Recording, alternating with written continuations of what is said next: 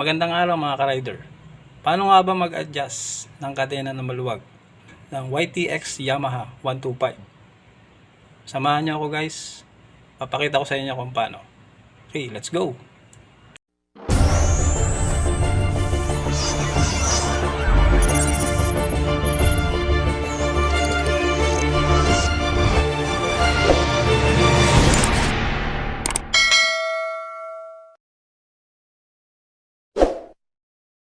Okay guys, ito yung ginamit kong pangkalas, yung mahaba na tsaka maliit na adjustable wrench.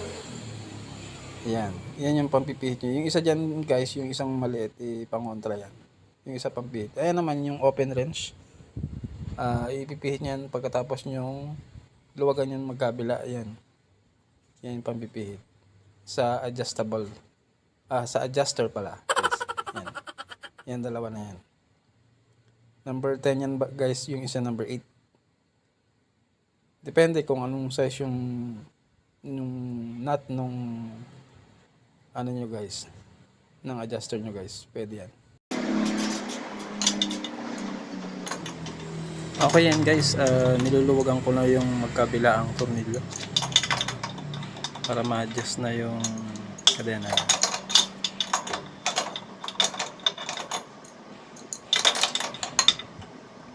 Napakadali lang naman yan guys. Parang kaya ng mga baguhan. Isa pa guys, kaya ilabas ko itong video na to para hindi na kayo gagastos or magbabayad sa ibang gagawa. Okay yan guys, naluwagan ko na. So pwede na i-adjust guys.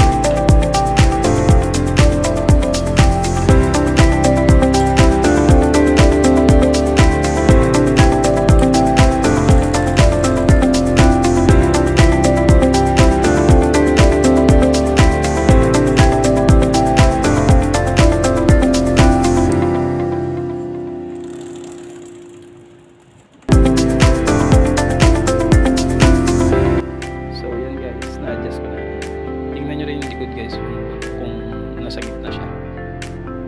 Yan. Okay. Higpitan na natin guys. Ibalik na natin sa dati. Alright. Para magamit na natin guys. Ganun lang naman kadali guys. Para mag-adjust ng kadena. Sana may natutunan kayo guys, no? Lalo sa mga baguhan sa nanonood nito, para hindi na rin kayo gagastos guys or magbabayad sa gagawa. Kahit kayo lang, kayang-kaya nyo na. Pa-support na rin guys ng video. First vlog ko nga pala ito guys. Pasensya na sa mga hindi masyadong cleared sa mga vlog ko guys, pero may naintindi naman siguro kayo kahit paano guys. Salamat!